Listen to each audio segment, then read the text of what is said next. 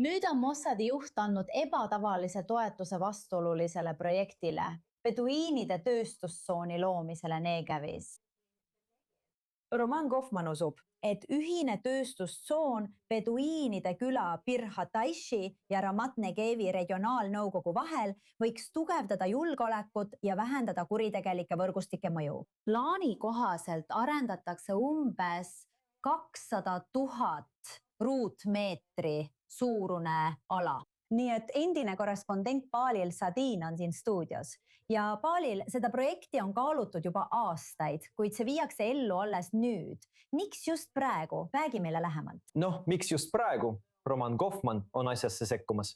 See ongi küsimus, sest teadagi on ebatõenäoline, et Mossadi, Iisraeli luureagentuuri juht sekkuks siinsetesse piirkondlikesse küsimustesse. Ja tööstuslikud ka muidugi, sest ta juhtis tegelikult ühte Iisraeli kaitseväe üksust selles piirkonnas. Nii et ta teab.